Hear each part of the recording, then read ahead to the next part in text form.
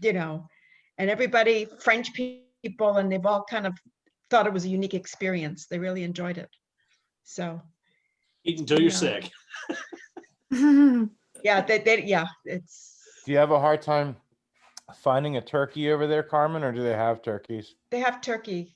It's expensive, much more expensive. But the good news is you can get it fresh. It doesn't have to be frozen. Sophie's got her turkey. Nice, Sophie. You have Lidl there It's now, cooked right? by In the Carmen. US? Oh, that's right. She's having her Thanksgiving dinner now. I gave her from my. I made a feast, but it was dinner for one. You know. Well, there you go. But and then I gave away. I gave a serving to Sophie. She came over with her Tupperware, and we just kind of loaded it up. And there's another couple that are English that are used to celebrating with other Americans. We've never hosted them. I mean, I've never hosted them, and so I gave them stuff. So I had this big feast, but now I only have like one leftover meal, which is good. Wow, that's good. That's good, because it was just the three of us yesterday, my wife, my daughter, and myself, and she bought a little turkey. But even a little turkey is a lot of turkey.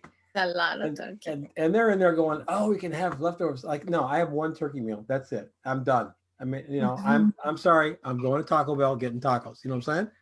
Done. Don't they have taco turkeys? Taco Bell turkey. Tacos. I can't imagine they do. And if they did, that would be probably illegal. Yeah. Don, I understand you like tacos, but Taco Bell doesn't make Bell? human edible food. Well, yeah. Well, if it's between that and leftover turkeys, I'll go get those little folded things at Jack in the Box with a little piece of lettuce in the top. We'll eat those things. Well, welcome everybody. Photo Talk Friday. I wanted to take an opportunity because I didn't do one this year. I usually do a Project 52 sort of marketing thing, and I didn't do it this year. And I thought, well, it'd be better to have you guys come along and talk about your experience. And I can post this, and I think we've got some people here who might want to have some conversation about it. But let me just start out by saying, wow, I asked for people to come. You guys all came. Look at that. Project 52 prosystem.com is a system. It's not a goal setting thing. It's a do this, then we do this, then we do this to get you ready to be a commercial photographer. If you are a commercial photographer, we've had some great success with those folks as well. We have Angie Webb in Atlanta. She's been a photographer and she's really tightened up her portfolio and working on better clients. We've got, well, everybody here. Stephanie is a photographer who lives in I don't even know if you'd call Pierce a town, Stephanie. I think it's a gas station, a post office, and that's it. She lives she lives on a ranch, and she's a commercial photographer and doing pretty well down there for COVID. Can you imagine when COVID goes away? You're gonna get slammed, kid. Yeah. Yeah. We got Mark Lund, who's just graduating. Mike, who graduated recently, Carmen, who graduated a long time ago, Lee, who's still in the class, Lauren, who's still in the class, Gene Hess, who graduated out a while ago, but is still in part of the class, and some new names out there. When I started as a commercial photographer, back when we all rode horses and used the flash powder, it was great. We learned by assisting. You could only learn so much in art school. And today that's just as true. There's only so much you can learn in art school. They don't really teach you much about commercial photography. I've had assistants come to me from the universities and go, oh yeah, I've got a degree in photography, and they don't know how to set up strobes, and they didn't know how to print. They didn't know how to do much of anything except take very arty photographs. And that's not what we do in commercial photography. Art is part of it, but so is solving problems and solutions. And the other thing is we are very happy to get paid for what we do. We like to get paid for what we do. I don't think any photographer that I know went into commercial photography with the belief that they were going to get really, really rich, because that's that probably ain't going to happen. But you can make a good living at it. And if it's a side hustle, you can make a good side hustle at it. But you can't assist anymore. A lot of the people come to my workshops are maybe 35, 40, 45 years old. We got a lot of people who are in retirement time, and they're looking to make a change, and they wonder if they can do this. Well, they can't quit their job, and they got mortgages and they got families and stuff, and they can't go to New York and live in an apartment with 5 other people making peanut wages. You can't do it. And there's fewer and fewer full-time assistants because of digital. Digital came along and eliminated. I used to have a full-time darkroom assistant. I mean, with those, time clocks. He'd come in every day at 9 o'clock, punch in. He'd be in the darkroom all day until he punched out. Had a full-time studio assistant who was my first assistant. They did everything from helping with mailings to helping with booking, helping prepare for shoots. And then we had a third assistant who was the guy who swept and painted the site. We had a 36-foot by 24-foot cyc in a cove that came back over the top 18 feet. So it was a full cove. And if you got off in the corner, you were painting it, sometimes you find yourself sitting flat on your ass because you'd lose perspective, you lose horizon, and you, I don't know what it's called, but you don't have any sense of where you are, and you drop. You got no balance. His job was to do that, keep seamless paper stacked. It was quite a deal. Now, because in those days we shot everything in the studio, especially in Arizona, it was so hot in the summertime. We shot everything in the studio. If you needed a shot of an office, we would literally build an office in the studio. And then in the late 90s into the mid 2000s, that changed, and everybody moved away from studio to shooting on location. So now if you need an office shot, we're going to haul a ton of gear down and shoot your office.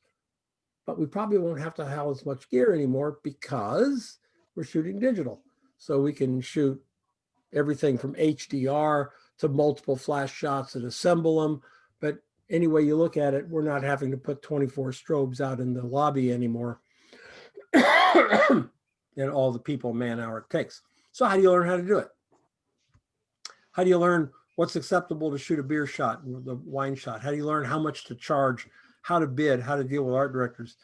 Well, that's what I endeavor to teach, try to fill that gap so that when you come out at the end of the year, you've shot 52 different assignments.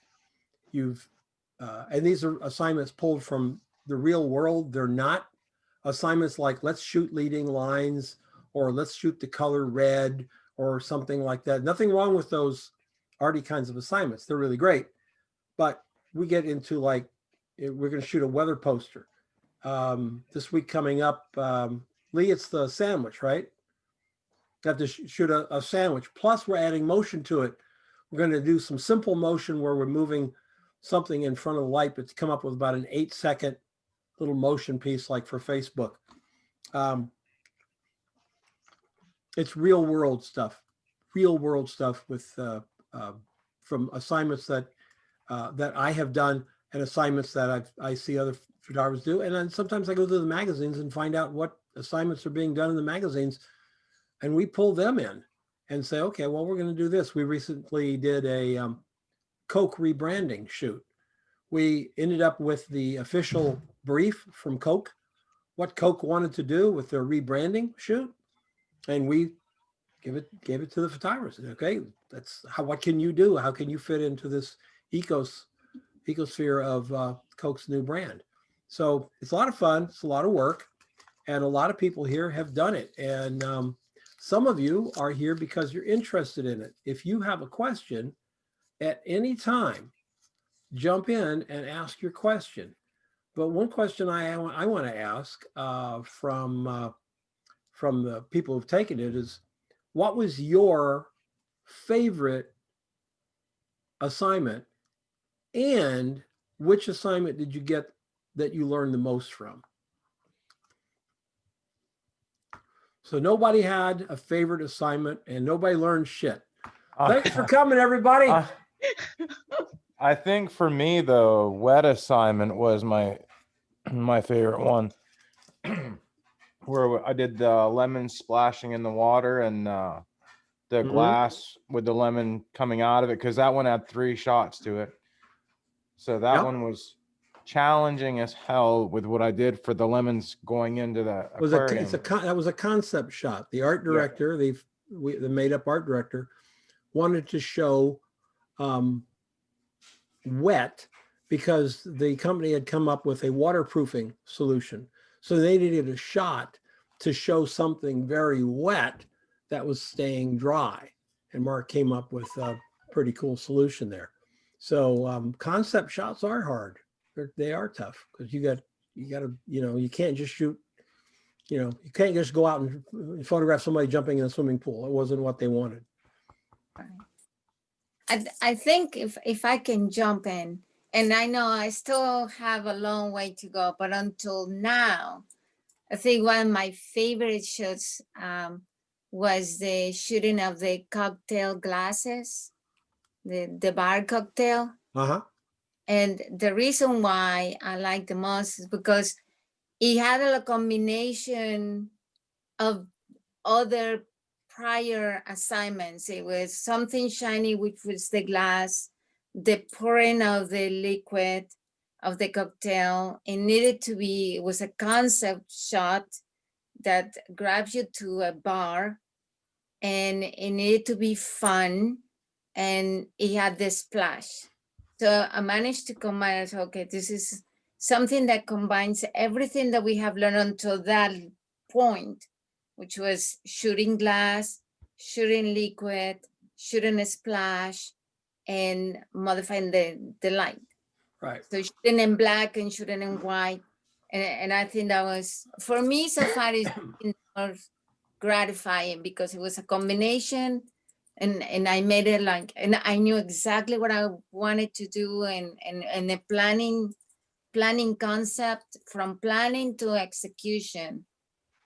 And even the splash of, I remember putting the olive splash in a little bit, it worked. So I think for that's been a combination of things. So I know how to do this until this point. I know I still have a long way to go, but so far that's what it is. We try to make it at the end of the year, you've had a taste of everything. You've shot a little bit of food, you've shot some product, you've shot some architecture, that type of thing. You've shot a little bit of everything. Yes, if you're living in a big market, you're probably going to have to choose something and be a specialist in it. I tell every one of my photographers, you specialize in 3 things. 3 things. If you're in New York, you can do 1. If you're in anywhere else, you've got to do 3. Maybe tabletop, fragrances, and lifestyle. But you've got to do 3 things pretty well. 1 thing you can be the super specialist on, but 2 other things pretty well.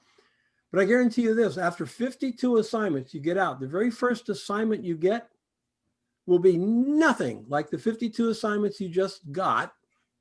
It'll be something out of left field, but you'll have to pull together all of what you've learned to make it work. It's, it's like you never shoot the same thing twice half the time, unless you're people, then you get different things you can do with people, but it's always different.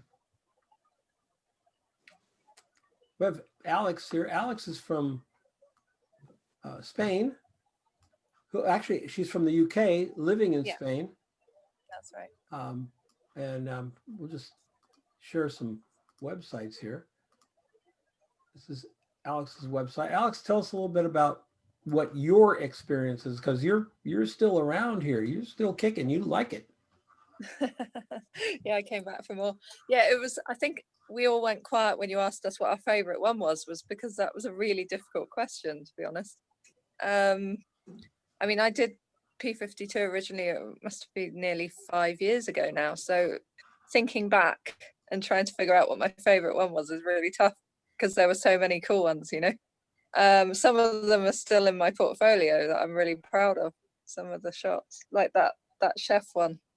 I think that was assignment 4. The chef one, wasn't this one as well? Yeah. No, that was from from your portfolio course. Ah, that's right. That's right. The chef was definitely a P52 one. Yeah. And that was really fun.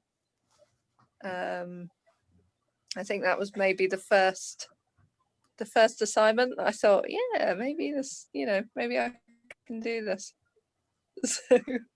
So that was a good feeling. Some of the challenging ones though, I found, because I was mainly shooting natural light portraits before that, so learning to use strobes and to shape light with that, tabletop stuff, still life was, a huge amount of new things to learn. So that was really cool. Yeah, that perfume one was a P52 shot as well. Mm-hmm. Yeah. So, Yeah. Very cool. Very cool. Yeah, Thanks it's for fun. coming out, because I know it's late at night for you there.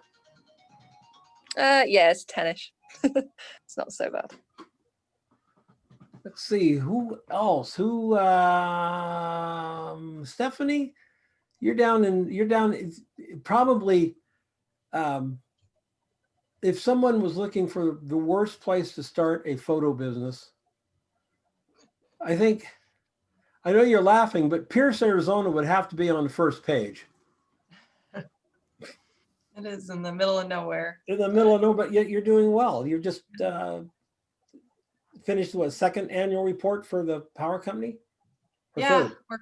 I think we're working on the third. So yeah, I think to answer your question, which that's what I thought was really hard, because all the assignments are so different, but I think the most difficult for me was that first wine layout assignment, when you realize all the skills that it takes and all the reflections that it shows. And Oh, the three bottles Yeah. in the glass. Yeah.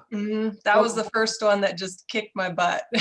What that assignment is, folks, they actually get a layout, like a pencil layout. The art director wants 3 bottles of wine here and wants a glass over here, and there has to be space here for type, and it's very organized. I mean, you can choose any 3 bottles you want and grapes, etc. But the organization of the page is very, very tight. It's a double page ad.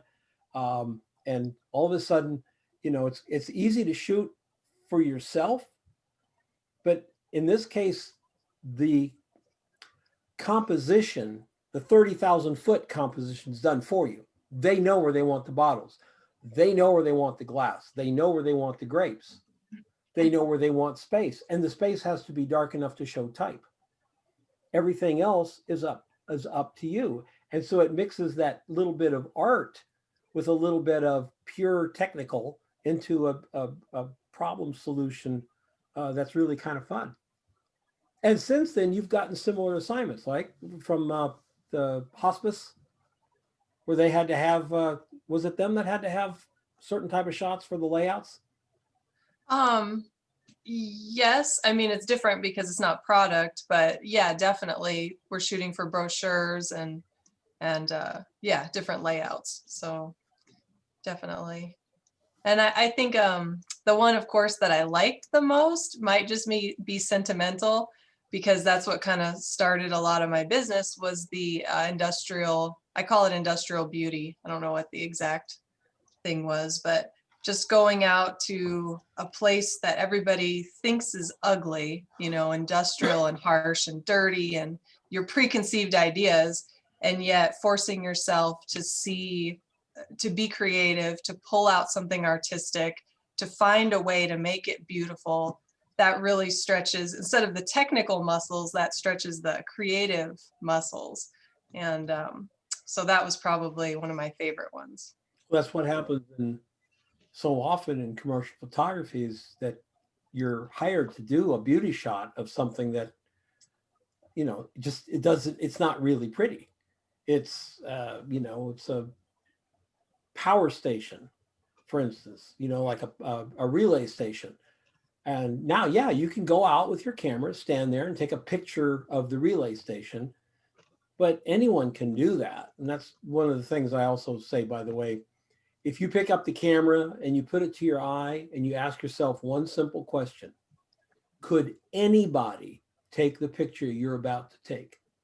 Anybody. And if you go, yeah, well, I guess pretty much anybody who owns a camera could take this picture, then you need to move. you need to change it up. Because if anybody can take it, then there's no reason for you to take it. It's not going to mean anything. Maybe you need to get down lower. Maybe you need to get higher. Maybe you need to think about exposure, composition, whatever. But you can't just take the same picture that everybody else can. Not enough. And you went and shot the solar panels. Yep. Did And such a bang I up was, job that they ended up hiring you to do the annual report. So yep. And so that's been, 3 years going. But I remember, like, not only thinking about the angles, and trying to come up with, different angles, the different focal length and all this stuff, is that also I looked at when there was going to be a moonrise at sunset. So that way, I was able to get the clouds, the sunset, the moonrise, solar panels, the different angles, like just trying to cover all my bases and get something creative. And it really paid off. There's not too many more boring subjects than 10 acres of solar panels. Yes.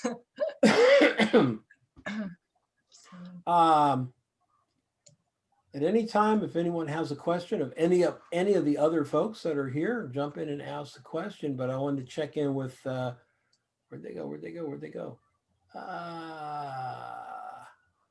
Mike Thompson. There you are. You're right in the middle of the screen. I'm looking everywhere for you. Mike is a large format alternate process photographer doing a lot of tintype and what's that one specialty that you like a lot? Platinum printing, ambrotypes. Ambrotypes, a lot of ambrotypes, and that's on glass, correct? That's on glass, yeah. So the original, this is actually at the framer right now, the ambrotype itself. This is a 16 by 20 that you got to do the digital processing to be able to print it, so I don't care how old school you want to go. Eventually you're ending up right back on the computer. Don, will you go stop the screen share so we can see Mike better? Oh, yeah. Thank you. Not that I don't like Alex's work, but there you go. I have Alex's on the other screen because I want to look at it later. There was a couple things I saw there that was just awesome. But yeah, you got to learn, you got to learn Photoshop. You got to learn everything digital. You're going to use it anyhow. I mean, I've still got my Canon 6. Talking to me? What's that? I can't. Yeah, I thought so. Oh, sorry. I haven't got rid of any of the digital stuff. You're still going to use it, but Don's class kind of led me down this path in a roundabout sort of way. And that's why I called on you. Mike, about 3/4 of the way into the class, Mike realized that he actually didn't really want to be a commercial photographer. No. And he really wanted to be an art photographer. Yeah. But the techniques that he learned throughout, now he's shooting ambrotype, but he's also shooting them with strobe. Yeah. Oh, everything you learned in Don's class, you can apply to anything. And one of my personal complaints about a lot of the guys that do, ambrotypes and tintypes and alternative processes and so on and so forth is they actually apply very little thought to the lighting itself, and if you look, you'll see most tintypes and most ambrotypes are very flat, especially if they're done under strobes, because these guys don't know how to use strobes. Where, I mean, because of what Don taught and stuff and how he taught it, I can come up and actually give you some dimensionality to these things, instead of just flooding it with light and calling it good, So yeah, it's gonna make a huge difference no matter what, and it doesn't matter what your ISO is, because here we're talking about half an ISO, 0.5 literally, where thousands and thousands of watt power of light to take that picture, but it's just it just works out to be steps of what do you call it? My brain just fried out on me. No, that's the wrong one. That's the old one. Oh, I haven't updated that. Go to mikethompson.net. Yeah.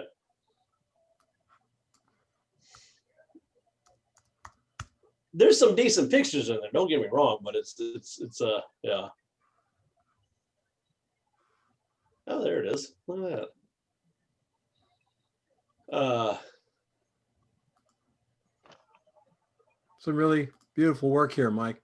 Thank you. And where Yeah, most COVID's people who really- are doing this are doing it purely with natural light. You're Most, out there yeah. pounding 25,000 watt seconds, and Mhm. which is achieved by multiple pops of the strobe, not Mm-hmm. at one time.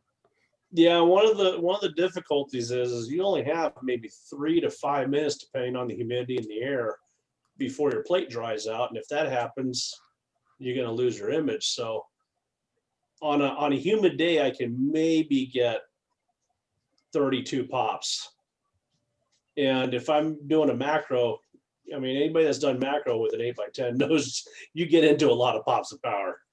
You know, whether it's Well, a you got film or it your doesn't matter. bellows are out this far, Yeah. so that's 4 stops at least. Mm-hmm. And then you've got reciprocity failure of 2 to 6 stops. Mm-hmm. So yeah, you're banging that strobe off, bam, bam, bam, bam, bam, and hoping for the best. I wanted to. Well, we that's talked one with nice Stephanie. thing about wet plate I found is it doesn't really suffer reciprocity failure because I mean you're pouring pure silver onto the plate, so you know I don't usually. If anything, maybe I'll give it 1 stop for reciprocity, but for the most part, I don't have to worry about it. What's really kind of funny though is like when you get into some real extreme macro stuff with film, you can get just about as bad as you know, get down to the point where you have almost as much power going into that as I would for a wet plate, you know, especially with Fomapan. You know, Fomapan really suffers from reciprocity failure, and it's one of my favorites. So, yeah. Yeah, they do. We were talking with Stephanie. I did want to share Stephanie's website. Sophie's saying that Carmen can't get back in. Oh. I don't know why. I have no control over that. Unfortunately, no control over Is there a max attendee Zoom. count, Alan? What's that? Is there a max number of attendees you can zoom in? Yeah, 100. Okay, well, we're not there yet. Yeah, I've never had that problem. I don't ever want to have that problem. I like it smaller. So, and these are, many of these are job-related shots. These are what you do. All mixed in. This was for the hospice, right? Yep. Yeah. And this And is the for COVID. the COVID testing for the, was it the state that you did that for? Or was that No, for? Arizona G&T, the power company, donated money for the COVID testing. Got So that was for them. And this is the shooting for the power company. Yep. Yeah, very cool. Very cool. Carmen gotten back in yet?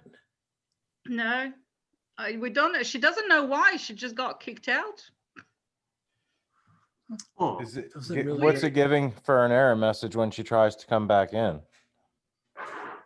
I don't know. She didn't. She just. Huh. We didn't get into details. Yeah, I don't have anything here. Try this. Let's see if we got there on there. No, she's not showing up in my list at all. So she's not been blocked or anything on this end. Yeah. Could be something simple like her internet connection or router. Could be. Sometimes her internet is a bit. No, well, okay, something just happened there. Tell her I'm so sorry, but there's nothing I can do. I wish I had a button here that could fix it, but I don't. Yeah. Well, that's darn it. I wanted to talk to Carmen. Sophie, what's your website real quick? I don't have a photo website. What? Are you? Yet. Oh. Just yet. I was just looking at your pictures and talking about your pictures. That was Instagram, wasn't it? That was Instagram. Ah, okay.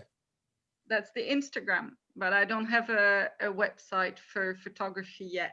I have a bet with a friend, and if I haven't done it by the 31st of December, I owe him her €100.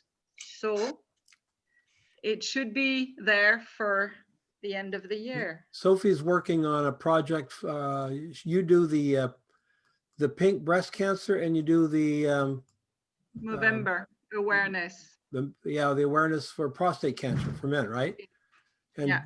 she does just amazing work, folks. Just really, really amazing work for that. A mixture of conceptual and art and just crazy.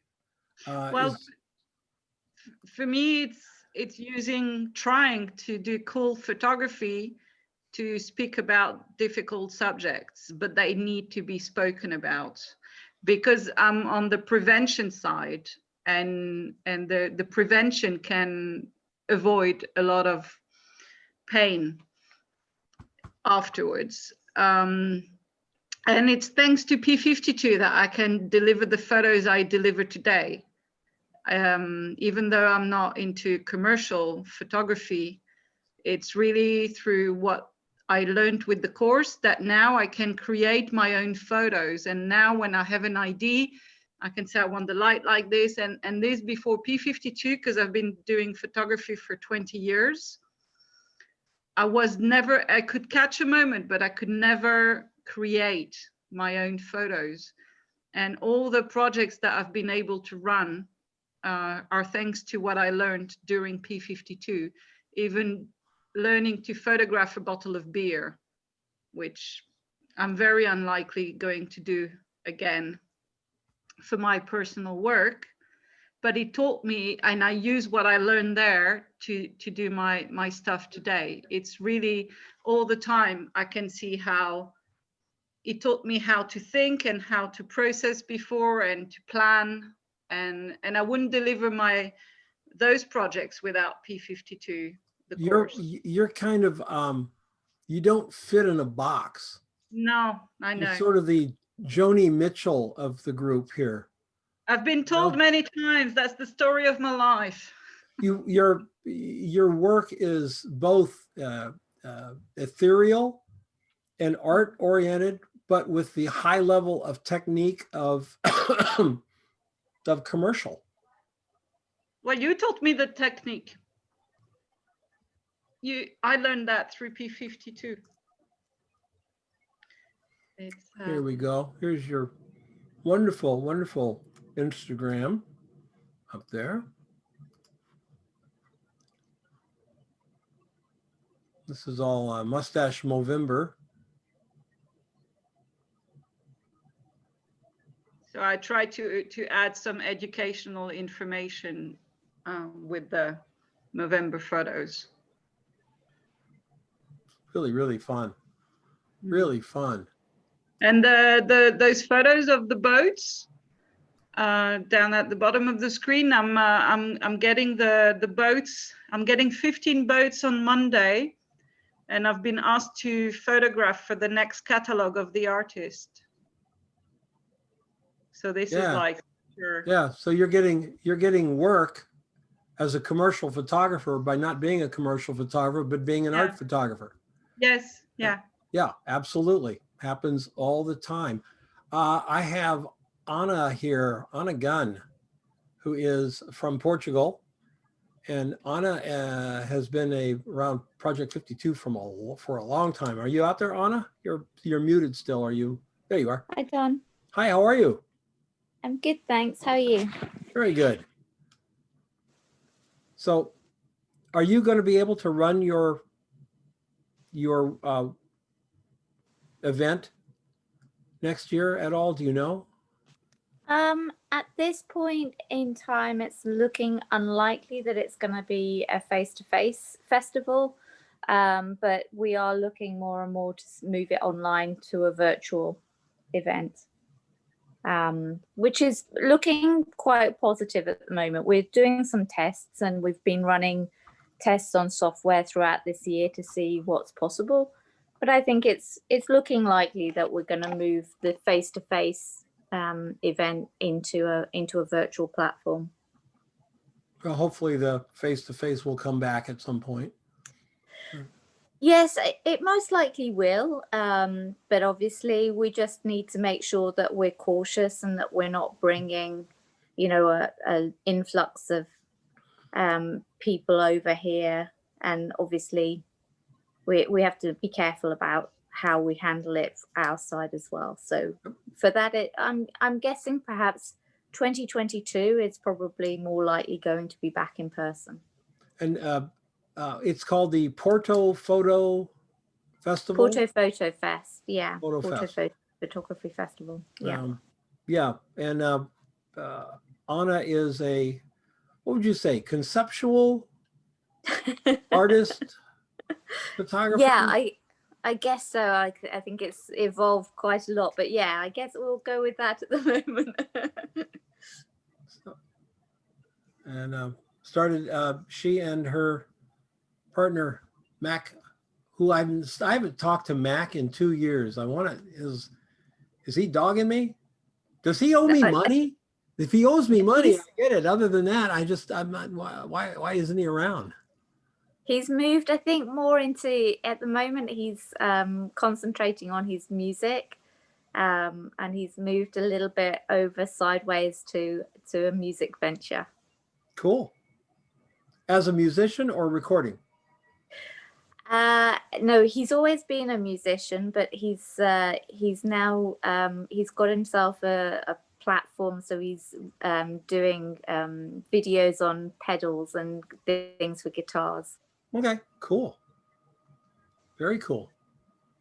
Who else wants to say something? Oh, by the way, I should say, is anyone here who's looking at Project 52, does anyone here have a question for any of the folks here? I see Denise. Hi, Denise. I don't really have a question, but I just wanted to thank everybody for speaking up today. I'm really glad to hear about people who didn't end up being a commercial photographer, because I really don't think I will. You know, my aspirations would be maybe to get in a gallery, maybe to have a website that might sell, maybe make a couple books, but I'm retired and I kind of like staying that way. Sure. You know the neat thing about books, Denise? Books are becoming works of art. Books are actually becoming works of art. So you can create a book and do a limited, or maybe just run on demand. And instead of like in the old days, you'd have to do a book, you'd have to print 5,000 copies of it, which meant nobody can park their car in the garage for the next 3 years because you're trying to sell the books. And we find out, the first thing you find out after you publish a book is, oh, it's so cool to hold it in your hand. The second thing you find out is ain't nobody gonna buy it. So like, you know, get boxes of it and you're trying to give it away. But with printing on demand, you could go to Blurb and do a book, but limit it to 100 copies and charge well for it and have it sell, because it is a piece of art. It's numbered, you know, you only print it when you only get one sent to you when someone buys it. So it's a $40 book to make. They pay $100 for it because you're only going to print 100 of them. And you create your art that way. And that's been working for a lot of photographers. So there's I'm a landscape photographer. I do scenics. I go to the Pueblos and do some architecture at the Pueblos, and I've been in quite a few juried shows. So I know nothing about lighting though. Are you up in are you here in Arizona or New Mexico or where? I'm in Albuquerque. Albuquerque, okay. Yeah. Okay. So have you been up to the Hopi? The one that's on the top of the mountain? No, I don't think so. It's are you talking about Acoma? I think Acoma so. is one of my favorite places. It's Acoma Pueblo. Acoma Pueblo is up on a mesa. It's on a mesa, and right, and they have no running water, no electricity up on the mesa. Yes. They have they have a little town below and everything. But yeah, I have a series from Acoma Pueblo. I photographed the tribal elders up there, 8 by 10. Wow. Probably 30 years ago for a client here in town who had made a sizable donation, and it was just a blast. It was all natural light I used. And I shot them in the doors to so I could get the hard sunlight off. and I shot Yeah. them in the doors on 8x10, which was really scary for Hard me. 'cause sunlight is true. I could only take 30 shots a day because I only had 15 holders, and I'd have to wait till super nighttime and tape up the hotel doors with you know, and then load the film in the bathrooms. But that was a lot of fun. That was a great time. Yeah. Very cool. So I like hearing the art side that people have found by going through P52. So Well, it's sounding good. You will do some very unartsy assignments. Well, that's how you learn. That's how you learn. Exactly right. Yeah. Something I want to add there, Denise, is even though Don, you know, even though Project 52 is fairly commercial heavy, almost everything Don talks about can be applied towards art, including the business side, because, you know, contacting a gallery owner is really no different than contacting a magazine or whoever else. I mean, you're still going after contacts. And putting yourself out there in marketing is going to apply for art as well. And I mean, I kind of poo-pooed that a little bit because I actually work on a daily basis on the paid marketing side. I'm an online analyst and stuff, and we do a lot of paid advertising. But in this world, all of my contacts have come from just putting myself out there. I mean, I've put pictures up on banjo websites, you know, banjo forums talking about, you know, hey, this is my latest picture. And there's guys contacting me and saying, hey, we love it. And I actually have an offer from the owner of that website to pay my way out there so that I can do photos for them. Cool. So it's cool. And I got all that again from Dawn and talking about the marketing and so on and so forth. So that's, you know, anybody that's a little concerned about the commercial, it all applies. Let's be really clear, Mike. One of the best things about Project 52 is that damn Facebook group. Oh, absolutely. Yeah. If you have any questions. Everybody who's ever been in Project 52, once you're in the Facebook group, you're there. Yeah. And we don't have any wiseacres. We don't have any know-it-alls. We don't have any trolls. If you have a problem, there's going to be a ton of people jump in to help you. I mean, that is just the way it is. I think it's like the best Facebook group on Facebook. We just don't have any negativity at all. Everybody's there to help. So it's a great. No politics either. No politics, no religion. Great. Yeah, it's purely, you know, photography and what can we do? I see Greg is here. Greg, your ears must have been burning an hour and a half ago because we were talking about how you sent out the email and the guy responded and you didn't hear from him for like 3 months and all of a sudden he's got a job for you.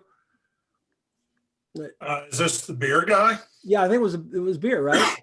Well, I sent out an email a year ago to a couple of people trying to, you know, I like to shoot beer, and Kansas City, I live in Kansas City, has become, and a lot of communities have become big with their little microbreweries, but Kansas City has 50 plus microbreweries plus 2 large, one national brewer and one growing regional brewer very rapidly. What's the national brewer, Greg? It was the national one. Yeah, what is it? That's Boulevard Brewing. So, you know, they probably distribute coast to coast now. But it was our kind of growing regional. I had sent an email out, hey, I'd love to work with you. I love your brand. I drink it. What can we do together? And it's always, I never hear anything. It's always one of those things. About a month ago, I got an email from him. Now, I have continually reached out to him over the last year and many of these breweries with some of my email campaigns. But I heard from this guy about a month ago, and he replied on the email that I'd sent him a year ago. So he says, oh, I'd like to maybe get together and I've got some stuff I'd like to do with you. And we're still working on that. I haven't been hired yet. But the fact that he knew me and kept that email was amazing. I was super glad of it. So Yeah, and I remember now that he didn't hire you necessarily, but he right. basically said, "I want to work with you." So that's what he said. So Yeah, far, yeah. so good. So keeping the fingers crossed here. So this is Greg's portfolio here. You see. Excellent. So I would Yeah, tell you, Don, you know, to answer your very first question, when you asked that, I like, wow, what was my favorite? I have no idea. Now, I have gravitated people to say, oh, I really love products. I love it. But you know what? I won't say it was my favorite P52 assignment, but maybe likely the most enlightening one was the very first assignment. Go out and shoot a stranger. Yeah. And in the second he put that up, I think, I don't know how many people we had in the class. There were quite a few, 10 or 12 maybe. And I think it just instilled fear in the whole class. Oh my God, what are you talking about? I've got to go shoot a stranger. I And call I'll it tell you what, not only shooting people, I mean, I've had a job where I've shot people a lot, but not only is it learning to work with somebody you don't know and figuring out how to not only invite them into, you know, get into your shot, but how do you pose them? How do you light them? It's all of a sudden an instant problem to have. And it also, for me, probably helped teach me, oh, well, I probably gravitate better to still subjects than people. Well, I call it the eat the frog first assignment. That's exactly Because it. if anything's going to scare you, it's the walking up to a stranger. So Yeah. let's get that done, because once we've walked up to a stranger and say, "Hi, may I photograph you?" And rule number 2 is not where they are. You have to move them. Could you please walk over here so I can photograph you here? It's not like just stand there, and it's not shooting somebody with a 300mm lens from across the street. It's actually engaging with them. Once you've done that, that's the only thing that people are afraid of. No one's afraid of shooting a beer. I mean, it's not fear inducing. That's fear inducing. We'll get that over with. Everything else is easy after that. And it's a really good assignment to do because it does help you get into the mindset of solving problems, which is what we do. The most important gear that I own is in a toolbox. Am I right, Greg? I mean, you know, it's nice to have a camera and a lens. That's all a given. But it's the screwdrivers and the little pieces of wire and the tape and the clay and all the other stuff that you don't think of as photograph. That's what helps you. That's what helps you make your shots. It's nice to, and as you go along, you know, you make a collection of stuff and it just keeps getting put away, you know. Definitely. Yep. I was looking through my photographs, and interesting to me and somewhat surprising was one of my most favorite one was shoes. From we were shooting a couple pair of shoes as one of the assignments, and I never would have, you know, it's not a shoe fetishist exactly, but you know, beginning to figure out something that you could do with a subject like that, that's interesting, that's different. It was a real challenge, and I think it, you know, it's all those. I guess it's all the skills that you have to see it, see it differently, see it different light, different arrangements, all kinds of things. And in retrospect, it's a very interesting photograph. So which I like a lot. And there's not a lot of other ones that I like, but you know, that one was distinctive because it wouldn't be something I would have otherwise gone out to do. I mean, that was, you know, I would photograph people and travel and things like that, but something like that would be at the other end of the spectrum. So it's satisfying taking a look back and seeing it. Yep. Yeah. Well, it's the thing about shooting shoes is that most people think that all you do is take a picture of a shoe. And everybody who's done that assignment will tell you it's so much more than just putting a shoe out on a table and taking a picture of it. There are demands that shoemakers make on them on shoes, like you've got to show the toe, how the toe is encased. We're talking mostly women's shoes, but even running shoes, they want to see the toe. They want to see the sole of the shoe, the height of the heel, the insole. You've got two shoes and you got to show it all. So if you're out looking at magazines and you end up with a fashion magazine and you look at shoes, you're going to notice, you're going to see how high the heel is. You're going to see how the toe is encased. You're going to see the inside and you're going to see the sole. And on running shoes, the sole of the shoe is always a big deal because they're always designed, right? The different treads and things. That's a big deal in running. You're always going to see that, but you're always going to see how the foot goes into the shoe as well. So it's not just a picture of a shoe. It's a picture of a shoe that touches all these points. All the checks have to be checked off, and you still have to make it interesting. So as an extension of that, you know, I did a wedding, which I normally I hadn't done, and you have to look at all the different scenes that you want to do and begin to figure out how everything's going together and what's it going to be that would be particularly unique for the people who are the client. And so even though you can move from shoes to a wedding, it's basically the same kinds of principles that are at play. So, you know, so I agree that you get an education in terms of how you begin to see and think about whatever it is that you're going after. One thing I would say is that Project 52 teaches you to think about the photograph that you're about to make.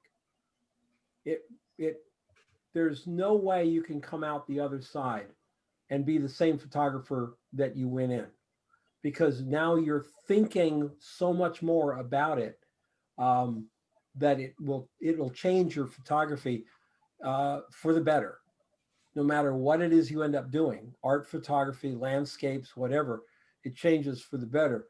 I see Joe is here. Joe from upstate New York, Joe Cosentino. We also call him Joey C. What's up, Joey C? Hey, Don, can you hear me? I can. Okay, so I wasn't sure if these earbuds had microphones in them or not. You taught me how to turn off all the lights. It started with Don. I would have about 7 on hours. And I just finished up. I was listening to this. I was shooting something right now, and I got one light in the room with a couple of cards around it. When Joe first started, he had a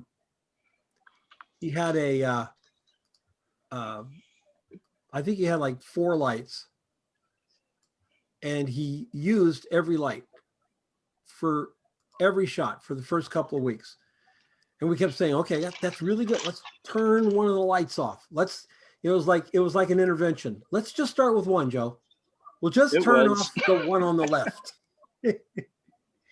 and now we don't have that.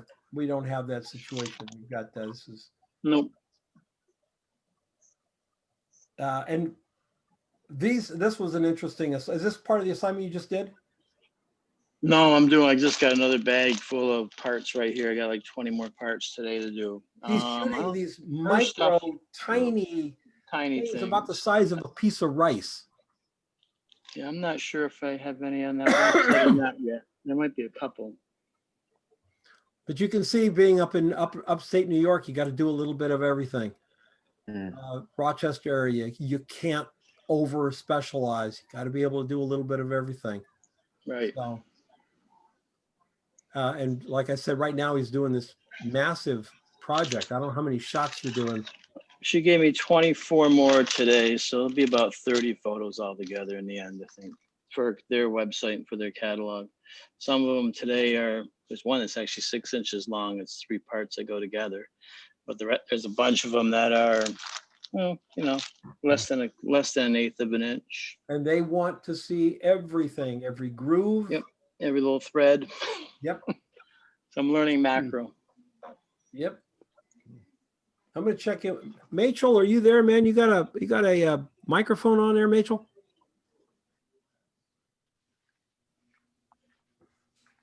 Yes, I'm there on. you are, is my buddy Machel You can hear me. From Poland or wherever Can the you? hell he's living this 6 months. Where are you now? I'm back home in Poland, yes. All right. All right. How you doing, my friend? I'm good. Thank you very much. Surviving somehow.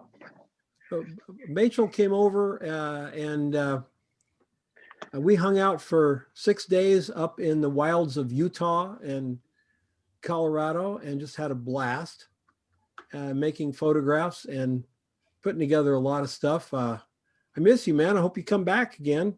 Maybe I can come over there when all this silliness is over. Of course. You're always welcome. But I was planning to come this year for the colors of fall in Colorado. I hope we could make that trip, but COVID unfortunately did not allow to do that. I don't know if you followed along, but I missed him by a week. I had eye surgery. I did follow you. Yes, I did. Yeah, I had eye surgery, and I thought, well, I'm still gonna make it, but I didn't make it. I missed it by a week. I took my wife this time. Didn't go by motorcycle. Actually went by car, and it was great. Had a great time. We found so there's some color in different places, but the massive amounts of color. If you want the Colorado color, it's the last week of September and first week of October. Just mark that down, folks, if you want that color. First week of October to second week of October is when the color is in southern Utah. And then after that, it's a crapshoot. So you never know. So last week of September, first week of October, you will catch magnificent color. And I'll be up there again next year. I love it. I just love that color. I was going to say, the one thing that, it's like everybody's talking about, that's definitely the thing that I took away from it is like learning to shoot intentionally and paying attention to the little details. And, once you learn how the light works and how to make the photograph, as we say, then that's the thing. It doesn't matter what you do with it later on. I was looking at that shot I did with all the cans of Truly that I made the GIF out of, and like thinking about lining up where the words are compared to the can. Like there's so many little details that you don't even think about that you see in commercial photography. And then once you learn them and you see an advertisement, like you're looking at all of you won't look at advertising anymore the same way after you do it. Well, I want to touch, thank you for that, Mark. I wanted to touch on a few things about how I critique. I do not do negative critiques. I don't bash your work. If I'm not happy with your work, you'll know, but I'm not going to bash it. What we're going to do is try to find the thing that you did right and help you expand that.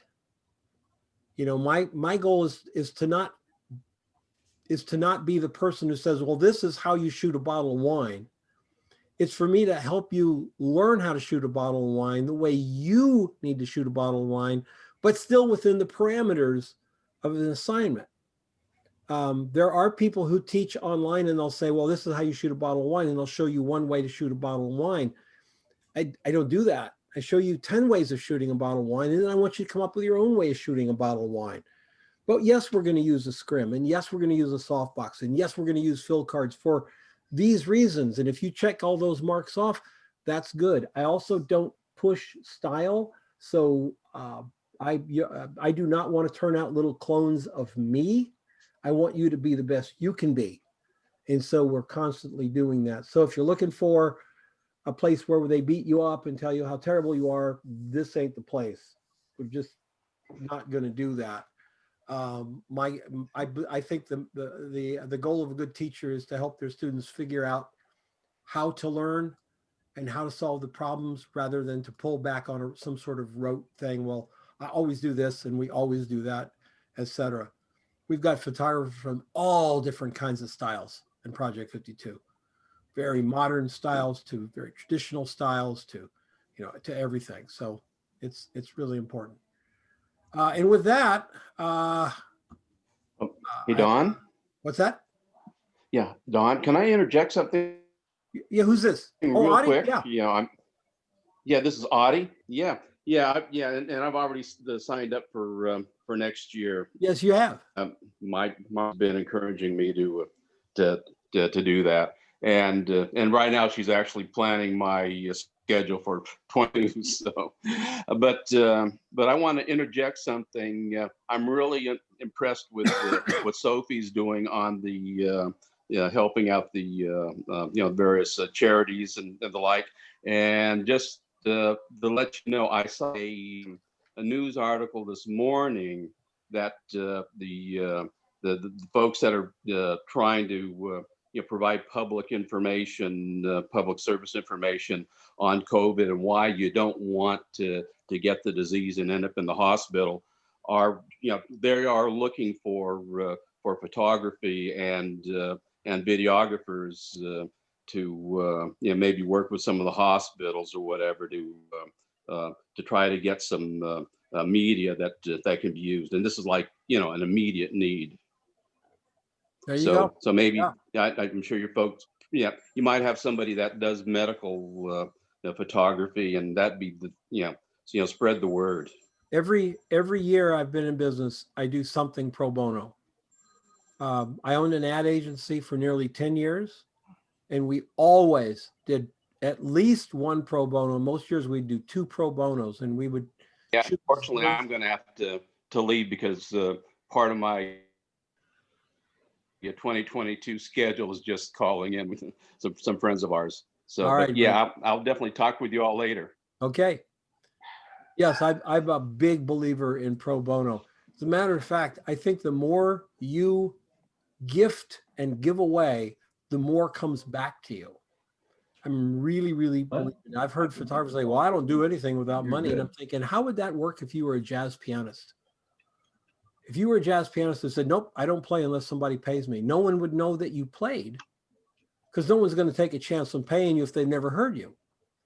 No one's going to take a chance on shooting with you if you've never shot before. So when you're first starting out, don't worry about the money. Get the gig. Get the gig. Unless you're being taken advantage of. That I don't encourage. But you should be able to tell, your brother-in-law wanting 500 pictures of sink stoppers for a catalog, that's a job. There's no upside for shooting sink stoppers unless you get paid. When I was given a chance to shoot Muhammad Ali, and they said, we don't have any budget, I was like, I don't care about budget. What, are you kidding me? I'll pay you to go shoot Muhammad Ali. So you can build a great business by doing pro bono. Doing good for other people does really well for you. Folks, I'm going to leave it at that. Thank you so much for coming out. Derek, you had a question? Yeah, I got one question. So my one concern, I realized you said something about getting eye surgery. So there's a major possibility I'll have to have some surgery sometime next year. Say I have to take, it's a foot surgery, and it's going to be, so I'll be probably not too mobile for a while. Is that going to have an impact on me being able to take the course? No. Or what happens if I don't do it for 3 or 4 weeks or something like that? I have kind of like a rule. If you have to miss, at least watch the videos. We record every session, and then it's put right back up on the page for you to go watch it. And I think every student here will tell you those recordings are like gold mines. There's literally 1,000+ hours of photography teaching up there in all the classes. We just leave the videos up. You can go back and watch videos from 2014 if you wanted. But you at least watch the videos, and you'll get a tremendous amount out of it. And you can also say, Don, I can't get around, but I can shoot something different. I might not be able to go and get that architectural shot, but I can, from where I am here, I can set up a beer shot and do it. Then do that. And if you can't do anything, don't worry about it. Watch the video and jump back in at whatever week we're on. Do not ever try to catch up. You can catch up at the end. If you try to catch up, then you get all confused which one assignment we're on. So just jump back in there. No, we've handled that. Yeah, except for Joe, we've all missed a couple assignments here and there. Yeah, Joe has never missed an assignment. Yeah, we've all missed a couple here and there. You'll get a couple free shot weeks where there's not an actual assignment. It's a free shoot where you can make one up, 4 of 'em. or Every quarter you get a free shoot. You can make up at one. You can reshoot one you think you could do better, or you can do something brand new and astound us. So every quarter we do have that free shoot. All right. Well, thanks everybody. I appreciate you coming out. And we will see you next time. Take care. Bye. Guys, I appreciate it. Right on. Bye.